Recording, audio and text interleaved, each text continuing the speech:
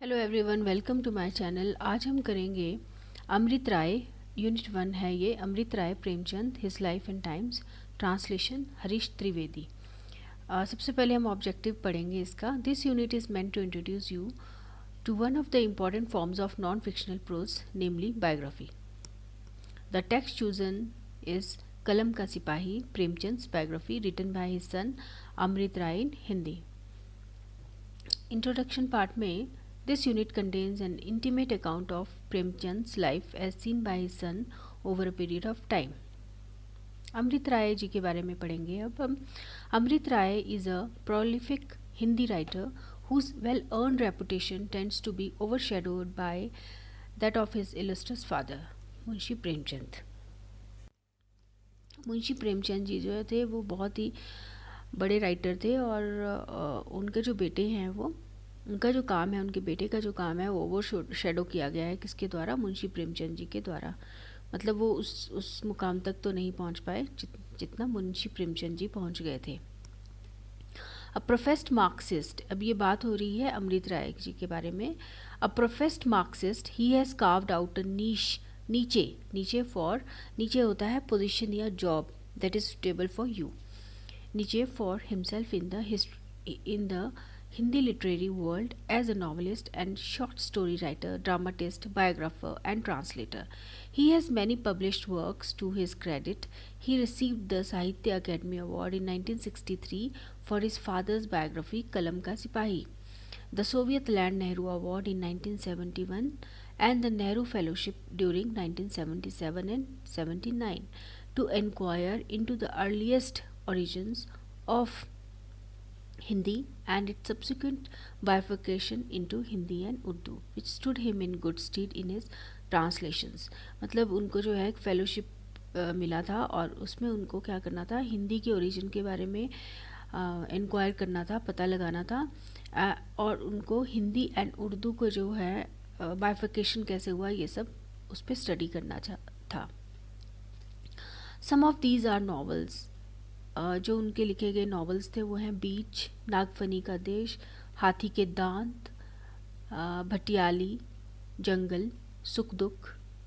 Short story जो उन्होंने लिखी हैं वो हैं इतिहास, कस्बे का एक दिन, भोर से पहले, कटघरे, गिली मिट्टी,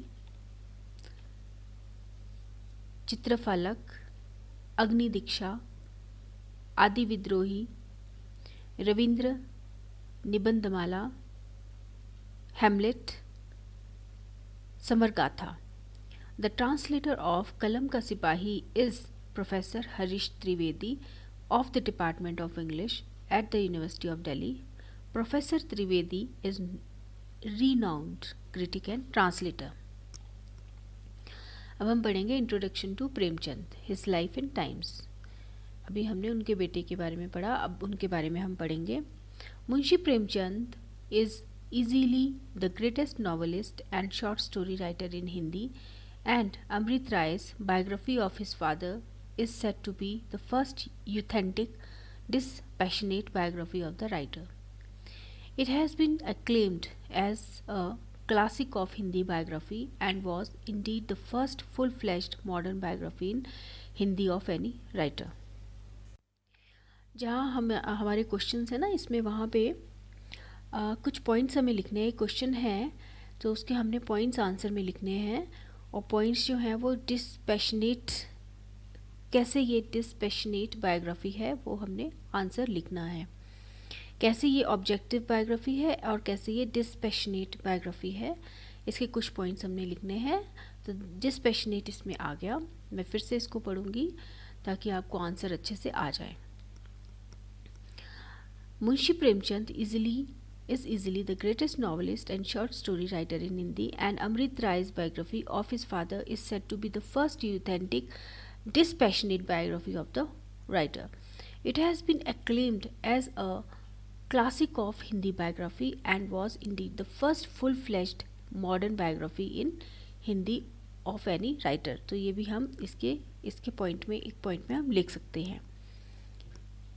okay, Now it was written in Hindi in 1962 and later an abridged version of it. Abridged का मतलब होता है शॉर्टन्ड। ओके, ये तो वैसे हिंदी में लिखी गई थी 1962 में, लेकिन बाद में इसको इंग्लिश में ट्रांसलेट किया गया था और इसके 640 पेजेस थे। ओरिजिनल के 640 पेजेस थे और जब ये लिखी गई थी तो ये थोड़ा शॉर्टन वर्जन था इसका। Okay, it was written in Hindi in 1962 and later an abridged version of it was translated into English by Harish Trivedi and published in 1982.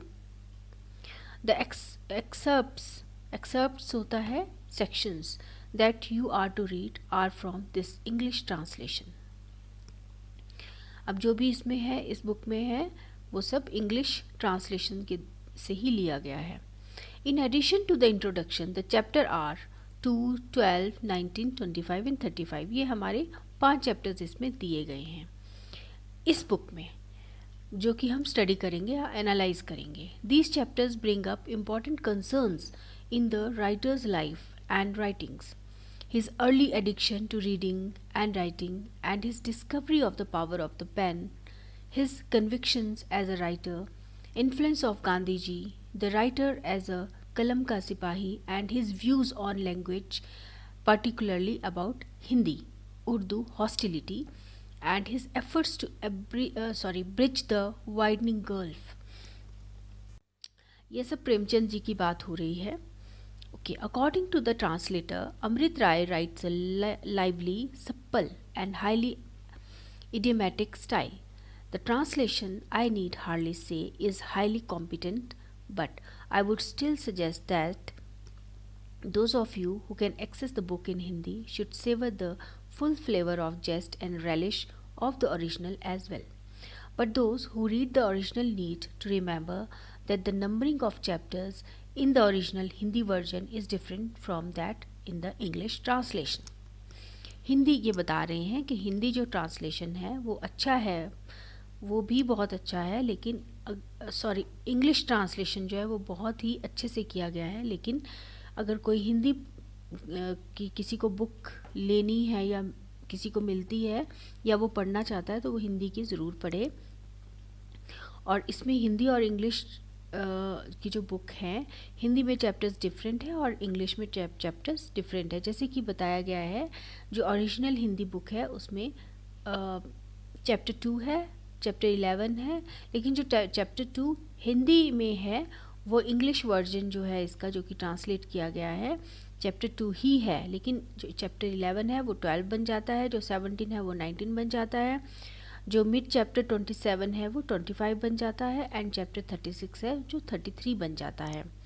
Okay, Amrit Rai was a novelist and he considered his biography to be not so much a documentary as a creative work. Okay, Amrit Rai ji जो हैं उन्होंने जो ये biography लिखी है, ये एक उन्होंने बोला है कि ये कोई डॉक्यूमेंट्री नहीं है। उन्होंने अपनी जो बुक है कलम के सिपाही, उसको एक नॉवल बताया है। तो अभी उन्हीं के शब्दों में मैं अभी पढ़ती हूँ। A novel whose hero was a man named Premchand with the difference that he was not a figment of his imagination but a figure of flesh and blood. अच्छा, ये जो डिस्पैशनेट वाला क्वेश्चन है ना, इसमें ये सब लिखा जा सकता है क्योंकि वो एक बहुत ही उन्होंने अपना कोई पैशन उसमें नहीं डाला है। जो वटेवर जैसे प्रेमचंद रहे हैं उन्होंने एग्जैक्टली वैसा ही अपनी बायोग्राफी में लिखा है। कोई अपने इमोशंस उसमें नहीं डाले हैं। इमोशंस से बोलते हैं ना, इन्फ्लुएंस होके उन्होंने कुछ नहीं लिखा है। जैसे कि हम किसी के बारे में कोई अच्छा नहीं है फिर भी हम इमोशनली उससे अटैच हैं तो हम कुछ ना कुछ अच्छा लिख देते हैं उसके बारे में। इसमें ऐसा कुछ नहीं है। उन्होंने जैसे वो है प्रेमचंद वैसा ही उन्होंने एग्जैक्टली इसमें उनके बारे में लिखा है ना। तो मैं फिर से इसको पढ़ती हूँ। A novel whose hero was a man named Premchand with the difference that he was not a figment of his imagination but a figure of flesh and blood. That कहाँ से आया है, ये फिर से हम पढ़ेंगे। A novel whose hero was a man named Premchand with the difference that I was not at liberty to kill him off, or or let him live, or turn or twist him any which way I pleased, or invent events and episodes, but was well and truly tethered to a solid peg. Okay, tethered होता है बांधना, किसी को खूंटे से बांधना, है ना. But that was no cause for complaint, for I knew I was not entirely free even when writing a novel, for even there the narrator was in any case tied to the peg of life, to the peg of probability. With each act of creation goes its own discipline and its own code of restraint. ये बता रहे हैं कि हर एक, जब भी आप कुछ भी लिखते हो तो आप एक खूंटे से तो बंधे हुए हो, मतलब आपको डिसिप्लिन तो रखना ही है. Whatever you are writing about, उसके बारे में डिसिप्लिन रखना है. आपकी कुछ हद है जिसको कि आपको पार नहीं करना है. But that doesn't impair the, empire means नुकसान पहुंचाना, but that doesn't impair the Joy of creation. लेकिन जो आप लिखना चाहते हो उसको पूरी तरह से इंजॉय करते हो. अगर आप डिसिप्लिन में भी हो तब भी आप उस चीज़ को मीन्स हार्म नहीं होता है जो भी आप लिख रहे हो. पर आपको कुछ हद तक तो अपने आप को रोकना पड़ता है कि अब इतना ही लिखना है, इससे ज़्यादा हम नहीं लिख सकते. And such joy I have known in this work too and in full measure. तो मैंने इस चीज़ को बहुत इन्जॉय किया है. अभी एक बहुत इम्पॉर्टेंट पैराग्राफ है जो मैं पढ़ रही हूँ. This statement according to Harish Trivedi ji के अनुसार, दिस स्टेटमेंट में account for many features of the biography which make for its distinct and unusual savor, a none too linear chronology, the occasional digression or speculation, and the author's readiness to reflect and soliloquize on his own behalf as well as his subjects. In short, here is an inhabited play of the privileges of an omniscient narrator. Evidence for this feature is wide spread in the biography. देखो ये इसमें ये question भी है हमारा कि अब उनकी बायोग्राफी के डिस्टिंक्टिव फीचर्स क्या क्या हैं. तो जो हरीश त्रिवेदी हैं उन्होंने एक स्टेटमेंट में बोला है कि ये जो हमने ऊपर पैराग्राफ पढ़ा जो कि अमृत राय जी ने लिखा था, उसमें हमें कई तरह के इसके डिस्टिंक्टिव फीचर्स मिलते हैं इस बायोग्राफी के.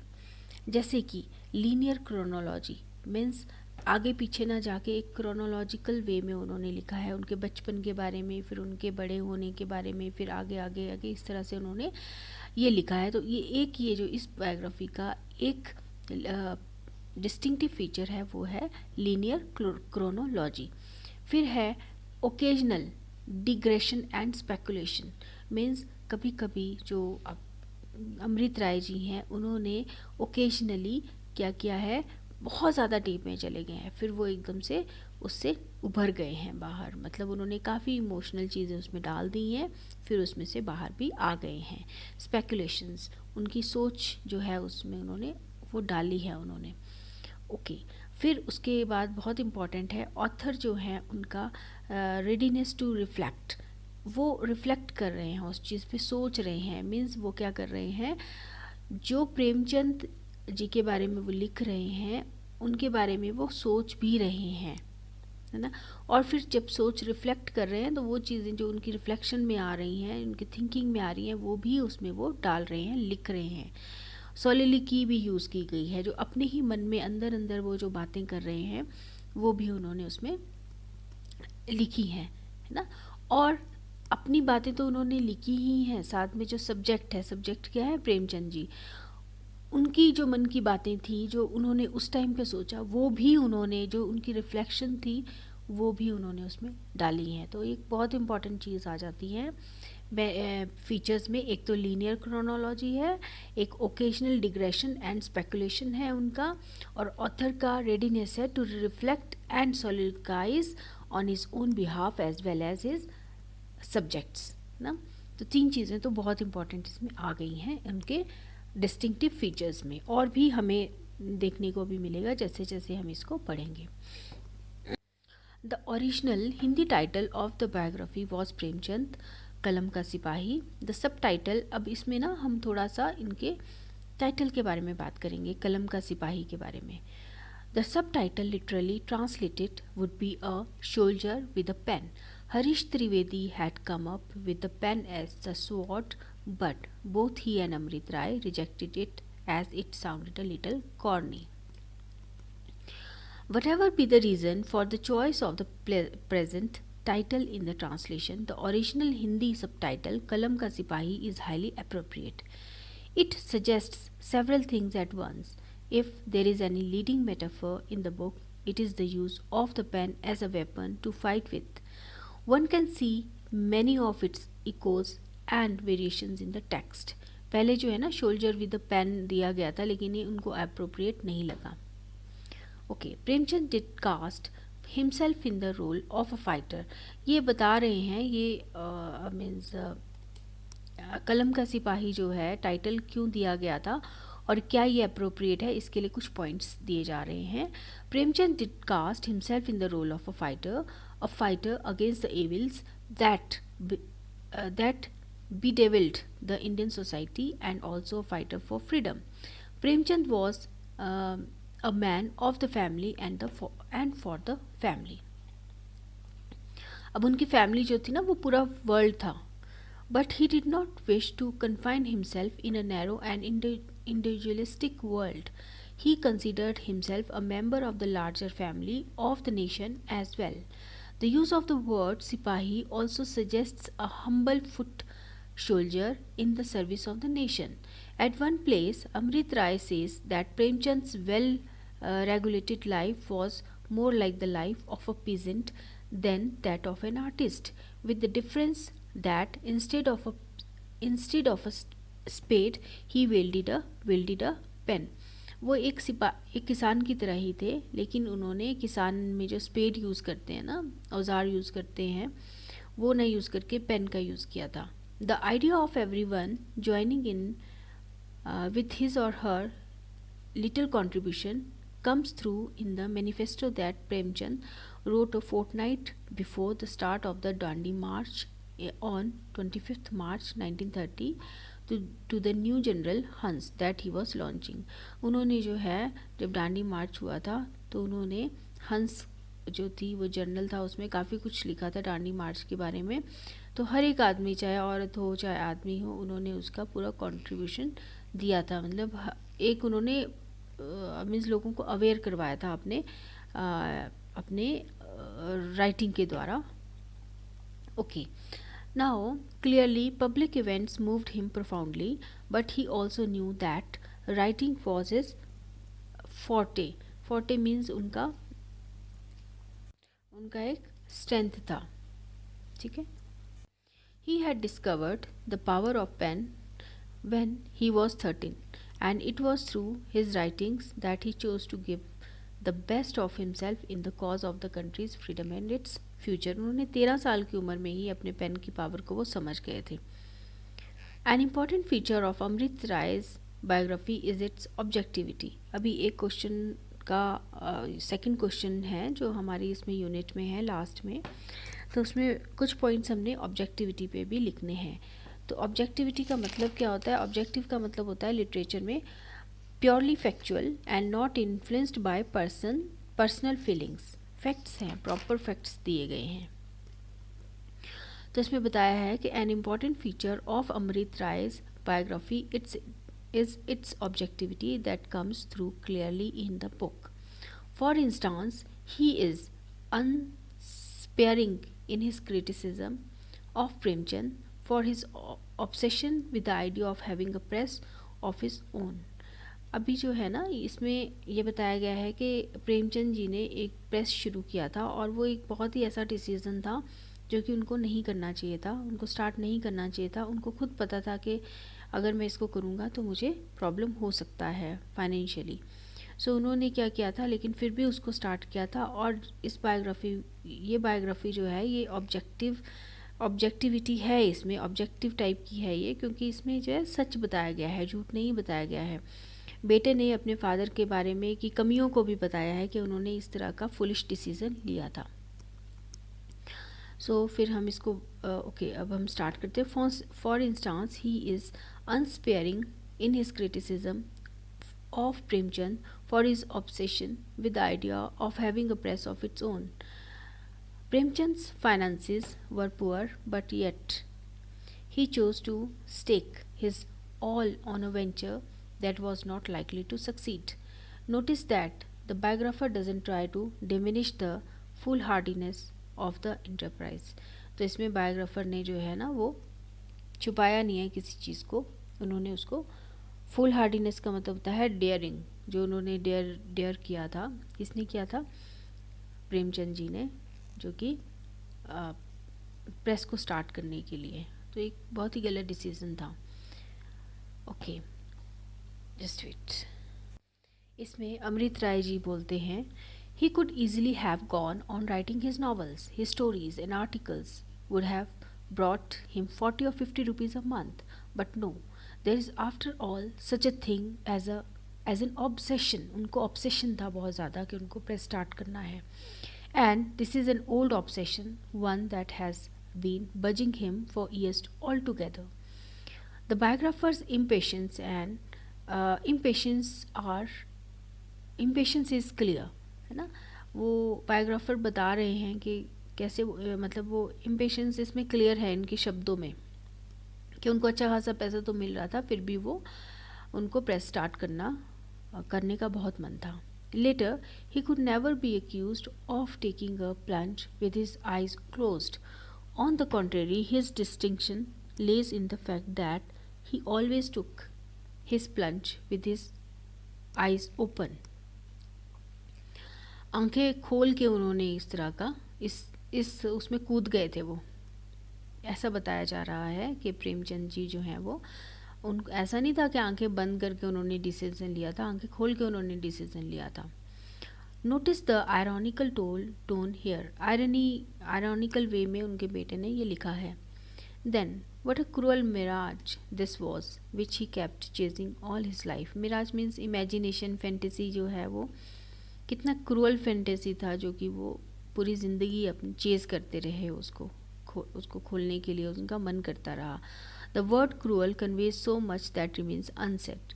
Finally only a simpleton could have thought of starting a simpleton होता है fool, could have thought of starting a press in Premchand circumstances. अब जितने जैसे उनके ख़राब मतलब उनको पैसा तो मिल रहा था, वो रिच इंसान नहीं थे जो कि प्रेस खोल देते. तो कितने एक फूल ही ऐसा कर सकता है, उनके बेटे ने ये लिखा है. However Amrit Rai also considered that we all run after some means वो भी ऐसा बोल रहे हैं कि we all run after some illusion और the other, and what Premchand ran after was neither money nor authority nor any kind of false social prestige. उन्होंने ये सब ना तो पैसे के लिए किया, ना तो अथॉरिटी के लिए किया, ना तो सोशल प्रेस्टीज के लिए किया था. The figure that emerges from this episode is that of a person who is intensely involved in what he is doing and also intensely human. तो ये जो फिगर इस पैराग्राफ से स्पेशली आती है, सामने आती है मुंशी प्रेमचंद जी की, वो यही है कि वो एक ह्यूमन थे, ह्यूमन नेचर के इंसान थे. जैसे कि आदमी अपनी इच्छाओं के पीछे भागता है ना कि उसको ये करना है, बस वो भी वैसे ही थे, है ना. तो इसमें यही है. चलो, thank you so much. Please subscribe my channel. अभी नेक्स्ट में हम करेंगे एनालिसिस, जो इसके जितने भी पार्ट्स हैं, जितने भी इसके चैप्टर्स मैंने आपको बताए थे, 5 चैप्टर्स इसके हम लोग इस बुक में एनालाइज करेंगे. Thank you so much. Please subscribe my channel.